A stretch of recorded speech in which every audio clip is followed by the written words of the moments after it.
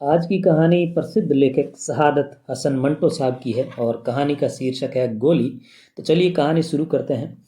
शफकत दोपहर को दफ्तर से आया तो घर में मेहमान आए हुए थे। औरतें थी जो बड़े कमरे में बैठी हुई थी।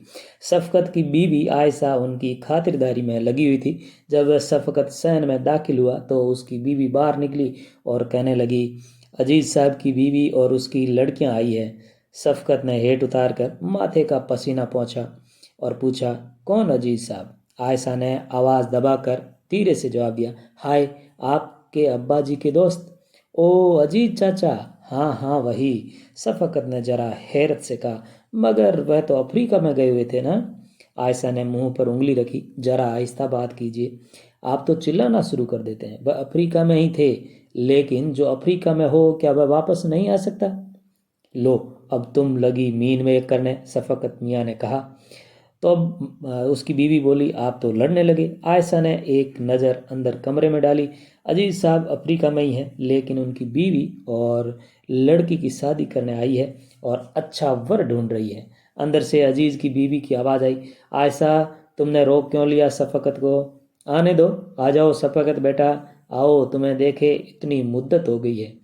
आया चाची जान। शफकत ने हेड स्टैंड की खूंटी पर रखा और अंदर कमरे में दाखिल हुआ। आदाब अर्ज चाची जान बोला। अजीज की बीवी ने उठकर उसको दुआएं दी, सिर पर हाथ फेरा और बैठ गई। शफकत बैठने लगा तो उसने देखा कि उसके सामने सोफे पर दो गोरी गोरी लड़कियां बैठी है। एक छोटी थी, दूसरी बड़ी। दोनों की शक्ल आपस में मिलती थी। अजीज साहब बड़े खूबसूरत आदमी थे। उनकी यह खूबसूरती उन लड़कियों में बड़े दिलकश तौर पर बैठी हुई थी। आंखें माँ की थी, नीली, बाल भूरे और काफ़ी लंबे। दोनों की दो दो चोटियाँ थी। छोटी का चेहरा बड़ी के मुकाबले ज़्यादा निखरा हुआ था। बड़ी का चेहरा जरूरत से ज़्यादा गंभीर लग रहा था। उनकी माँ ने उनसे बोला, बेटा सलाम करो भाई को। छोटी ने उठकर शफकत को आदाब अर्ज किया। बड़ी ने बैठे बैठे जरा झुक कर कहा, तस्लीमात। शफकत ने मुनासिब और मौजू जवाब दिया। इसके बाद अजीज साहब और अफ्रीका के बारे में बातों का अटूट सिलसिला शुरू हो गया। नैरोबी, टांगानिका और राजधानी कारातीना, युगांडा, इन सब की बातें हुई। कहाँ का मौसम अच्छा है, कहाँ का खराब है, फल कहाँ अच्छे होते हैं। फलों का जिक्र छिड़ा तो छोटी ने कहा, यहाँ हिंदुस्तान में तो निहायती जलील फल मिलते हैं। जी नहीं, बड़े अच्छे फल मिलते हैं, बशर्ते कि मौसम हो। शफकत ने हिंदुस्तान की आबरू बचानी चाहिए। गलत है, छोटी ने नाक चढ़ाई। अम्मी जान, ये जो कल आपने मार्केट से माल्टे लिए थे ना, क्या वहाँ के मचंगों का मुकाबला कर सकते हैं? लड़कियों की माँ बोली, शफकत बेटा ये सही कहती है, यहाँ के माल्टे वहाँ के मचंगों का मुकाबला नहीं कर सकते। आयशा ने छोटी से पूछा, तलत ये मचंगा क्या होता है? नाम तो बड़ा अजीबोगरीब है। तलत मुस्कुराई, आपा यह एक फल है, माल्टे और मीठे की तरह इतना लजीज होता है कि मैं बयान नहीं कर सकती। और रस एक निचोड़िए, यह गिलास जो तिपाई पर पड़ा है लबालब भर जाएगा। शफकत ने गिलास की तरफ देखा और अंदाज़ा लगाने की कोशिश की कि वह फल कितना बड़ा होगा। एक मचंगे से इतना बड़ा गिलास भर जाता है? तलयत ने बड़ी गर्वीले अंदाज में जवाब दिया, जी हाँ। शफकत ने यह सुनकर कहा, जो फल यकीनन बहुत बड़ा होगा। तलयत ने सिर हिलाया, जी नहीं, बड़ा होता है न छोटा, बस आपके यहाँ के बड़े माल्टे के बराबर होता है। यही तो उसकी खूबी है कि रस ही रस होता है उसमें। और अम्मी जान, वहाँ का अनानास बड़ी रोटी के बराबर उसकी एक फांक होती है। देर तक अनानास की बातें होती रही। तलत बहुत खातूनी थी। अफ्रीका से इसको इश्क था। वहाँ की हर चीज़ उसको पसंद थी। बड़ी, जिसका नाम निगहत था, बिल्कुल खामोश बैठी थी। उसने गुफ्तगू में कोई हिस्सा न लिया। शफकत को जब महसूस हुआ कि वह खामोश बैठी है तो वह उससे बोला, लगता है आपको इन बातों में कोई दिलचस्पी नहीं है। निगहत ने अपने होठ खोले, बोली, जी नहीं, सुनती रही हूँ बड़ी दिलचस्पी से। शफकत ने कहा, लेकिन आप बोली नहीं। अजीज की बीवी ने जवाब दिया इस बार, शफकत बेटा इसकी तबीयत ही ऐसी है। शफकत ने जरा बेतलकुबी से कहा, चची जान, इस उम्र में लड़कियों को खामोशी पसंद नहीं होना चाहिए। यह भी कोई बात है, मुंह के कुंगड़ियां डाले बैठे रहो। फिर वह निगत से बोला, जनाब आपको बोलना पड़ेगा। निगत के होठों पर एक शर्मीली मुस्कुराहट पैदा हुई। बोल तो रही हूँ भाईजान, उसने कहा। शफकत मुस्कुराया, तस्वीरों से दिलचस्पी है आपको? निगत ने निगाहें नीची करके जवाब दिया, जी है। तो उठिए, मैं आपको अपना एक एल्बम दिखाऊं, दूसरे कमरे में है, यह कहकर शफकत उठा। चलिए। आयशा ने शफकत का हाथ दबाया। पलटकर उसने अपनी बीवी की तरफ सवालिया नज़रों से देखा।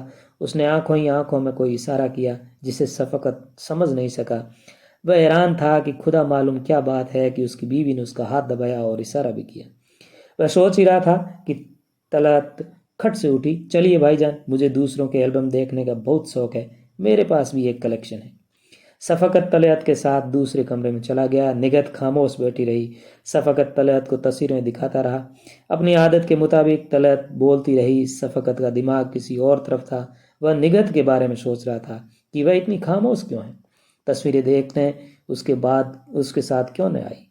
जब उसने उसको चलने के लिए कहा तो आयशा ने उसका हाथ क्यों दबाया। उस इशारे का क्या मतलब था जो उसने आंखों के जरिए किया था। तस्वीरें खत्म हो गई। तलत ने एल्बम उठाया और शफकत से कहा, बाजी को दिखाती हूँ, उनको बहुत शौक है तस्वीरें जमा करने का। शफकत पूछने ही वाला था कि अगर उनको शौक है तो वह उनके साथ क्यों नहीं आई, मगर तलत एल्बम उठाकर कमरे से निकल गई। शफकत बड़े कमरे में दाखिल हुआ तो निगत बड़ी दिलचस्पी से एल्बम की तस्वीरें देख रही थी। हर तस्वीर उसको खुशी दे रही थी। उसके चेहरे से ऐसा लग रहा था आयशा लड़कियों की माँ से बातें करने में लगी रहती थी। शफकत कनके उसे देखता रहा। उसका चेहरा जो पहले जरूरत से ज़्यादा गंभीरता की धुंध में लिपटा था, अब खुश था। ऐसा लगता था कि तस्वीरें जो आर्ट का बेहतरीन नमूना थी, उसको राहत पहुंचा रही थी। उसकी आंखों में अब चमक थी, लेकिन जब एक घोड़े और तंदुरुस्त औरत की तस्वीर आई तो वह चमक धीमी पड़ गई। एक हल्की सी आह उसके सीने में लर्जी और वहीं दब गई। तस्वीरें खत्म हुई तो निगत ने शफकत की तरफ देखा और बड़े प्यारे अंदाज में कहा, भाईजान शुक्रिया।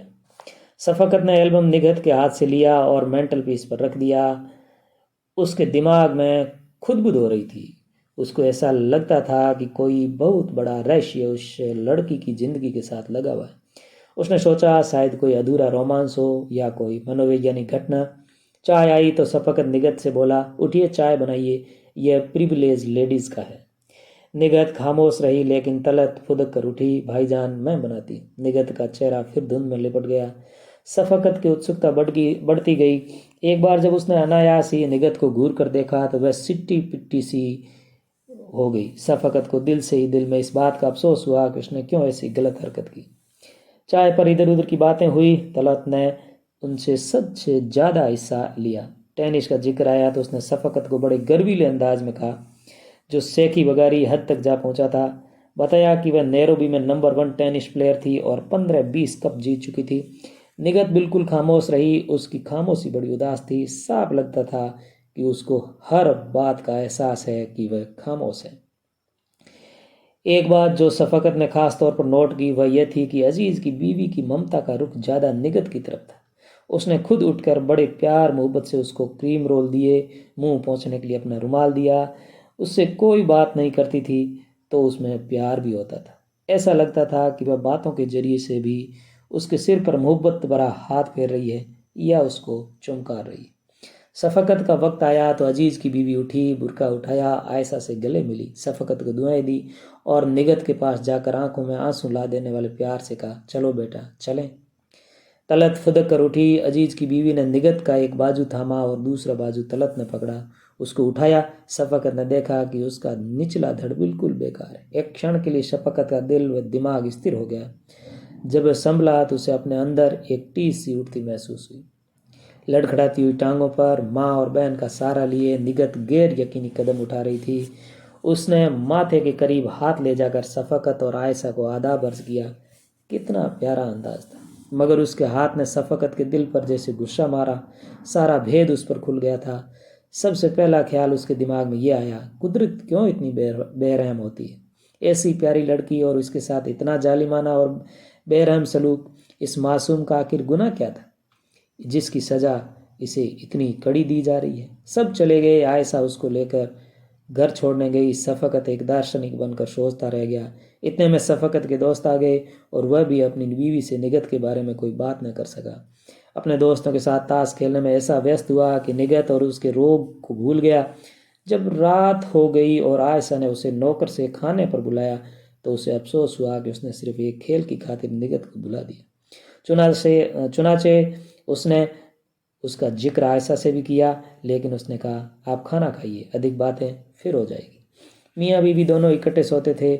जब से उनकी शादी हुई थी वे कभी रात में एक दूसरे से अलग नहीं हुए थे और उनकी शादी को करीब करीब 6 वर्ष हो गए थे, मगर इस दौरान कोई बच्चा नहीं हुआ था।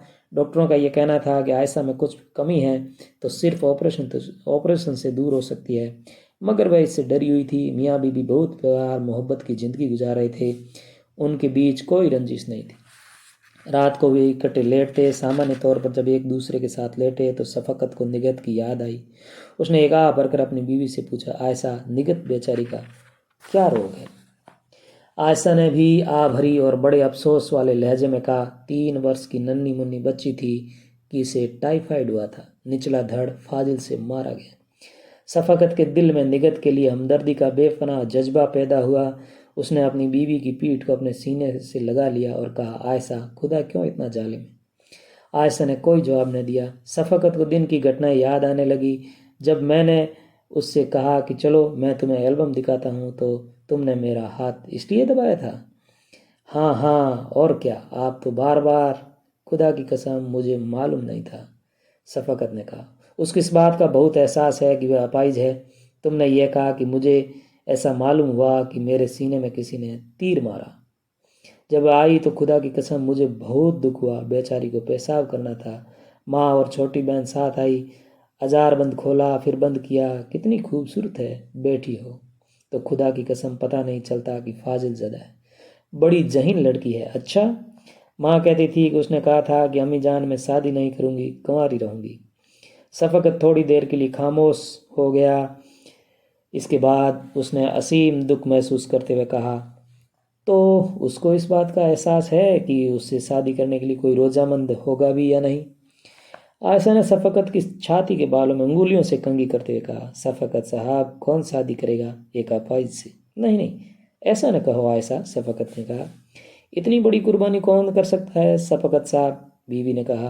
तुम ठीक कहती हो, खूबसूरत है, अच्छे खाते पीते माँ बाप की लड़की है, सब ठीक है, मगर मैं समझता हूँ कि लेकिन मर्दों के दिल में रहम कहाँ? शफकत ने करवट बदली। ऐसा न कहो आयशा। आयशा ने भी करवट बदली। दोनों आमने सामने हो गए। मैं सब जानती हूँ, कोई ऐसा मर्द ढूंढिए जो इस बेचारी से शादी करने को तैयार हो। मुझे मालूम नहीं, लेकिन बड़ी बहन है, गरीब को कितना बड़ा दुख है कि उसकी छोटी बहन की शादी की बातचीत हो रही है। सही कहती हो तुम, आयशा, शफकत ने कहा। आयशा ने एक लंबी आ भरी। क्या बेचारी सारी उम्र इसी तरह कुड़ती रहेगी? नहीं, यह कहकर शफकत उठकर बैठ गया। आयशा ने पूछा, क्या मतलब?